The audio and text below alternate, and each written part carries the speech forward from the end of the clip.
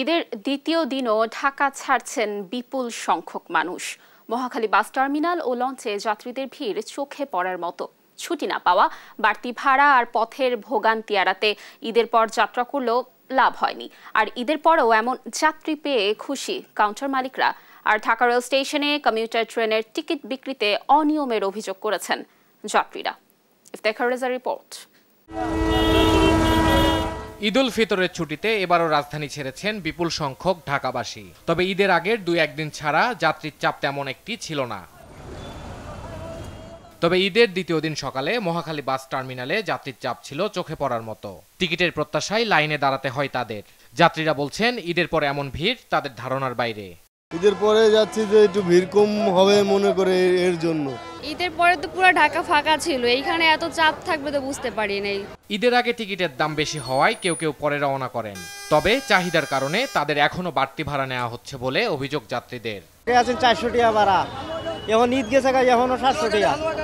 Ticket নিতে আমাদের অনেকটাই চাপাচাপির মধ্যে অনেকটা জ্যামজট ক্লিয়ার করে তারপর নিতে হয়েছে। ঈদের পরেও ঘরমুখ যাত্রীর এমন চাপে খুশি বাস কর্মীরা। আলহামদুলিল্লাহ, সকাল থেকে ফার্স্ট ট্রিপ থেকে এখন পর্যন্ত আলহামদুলিল্লাহ খুব ভালো যাত্রী। ঈদের দ্বিতীয় দিনে সদরঘাট থেকে চাঁদপুর ও ভোলার ইলিশার লঞ্চেও ছিল ভিড়। অতিরিক্ত যাত্রী নিয়ে টার্মিনাল ছেড়ে যায় লঞ্চগুলো। এমন ভিড় আমি কখনো দেখিনি, আজকে অতিরিক্ত ভিড়। কমলাপুরে সকাল থেকে ছিল রেল যাত্রীর ভিড়, তবে বেলা বাড়ার সাথে সাথে কমে যায় চাপ। তবে কমিউটার ট্রেনে সব স্টেশনের টিকিট বিক্রি না করার অভিযোগ করেন যাত্রীরা। জানান সবাইকে দিতে হচ্ছে সবশেষ দূরত্বের ভাড়া। টিকিটের মূল্য হচ্ছে 100 টাকা, 160 টাকা ভাড়া রাখতেছে। 7টা টিকিট চাইছি, 4টার সিট দিচ্ছে, 3টার ভাড়া এক্সট্রা দাঁড়ানো পরে আমরা বলছে যে 160 টাকার 7টা টিকিটের যা টাকা সেই টাকা নিচ্ছে। এ নিয়ে ঊর্ধ্বতন কর্তৃপক্ষকে দায়ী করেন কাউন্টার কর্মীরা। আর এ বিষয়ে কিছুই জানেন না বলে দাবি স্টেশন ম্যানেজারের। জয়দেবপুরের টিকিট আমার কাছে নাই, আমি দিচ্ছি না। জয়দেবপুরের টিকিট নিষেধ আছে।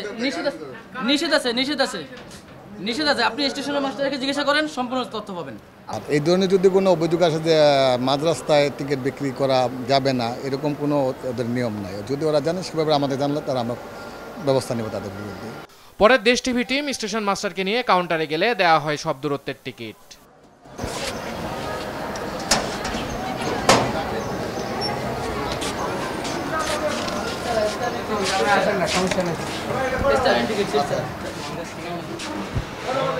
বলেন। আচ্ছা, ওরা আমাদেরকে যে ওদেরকে মানা করা হয়েছে যে কাছের গন্তব্যের কে করতে বলছে, নির্দিষ্ট কিছু বলে না। পরে বলছে যে স্টেশন মাস্টারকে যায় জিজ্ঞেস করে, আপনার বুঝিয়ে দিচ্ছে। আপনাদেরকে কি বলা হচ্ছে যে কোনো টিকিট মাঝ রাস্তায় বিক্রি করা যাবে না? যেখানে স্টপেজ আছে সেই জায়গায় টিকিট কি আপনি বিক্রি করবেন না? করবো স্যার, এখানে তো 20 টাকার টিকিট, আমাদের টিকিট 20 টাকার বুঝি না 10 টাকা। যেখানে যে ভাড়া, যেটা ভাড়া 20 টাকা কি আর 15 টাকা, আপনার যে ভাড়া যেখানে সেটা আপনি বিক্রি করেন না? জি স্যার। তাহলে আপনি কেন টিকিট, যে ওনারা বলতেছে যে আপনার টিকিট বিক্রি করেন না? আমি আপনাদেরকে বারবার সতর্কতার সহিত ওয়ার্নিং দিয়ে গেলাম, যদি কোনো প্রকার অভিযোগ আসে যে যেখানে যেতে চায় তাকে সেই গন্তব্যের টিকিট দেওয়া হবে। এর বাইরে যদি কোনো ব্যর্থ করে আপনার ভিতরে প্রয়োজনীয় ব্যবস্থা গ্রহণ করা হবে। আপনি কি এই নিয়ম মানতে রাজি? জি রাজি। আচ্ছা, আপনার কয়টা স্টপেজ আছে? সেটা তো অনেকগুলো, এখন কিভাবে বলবো? আর আপনার কাছে টিকিট আছে কয়টা স্টপেজ? দেখুন দেখি, আপনি যদি একটা স্টপেজের টিকিট নিয়ে বসে আছেন কেমন? 2টা। কোথাকার?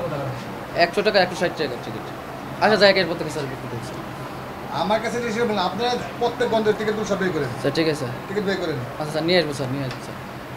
এখন নেন, আপনি বলছেন এখন। আচ্ছা নিচ্ছি স্যার, নিচ্ছি। হ্যাঁ, বের করেন। ইফতেখার রেজা, দেশ টিভি, ঢাকা।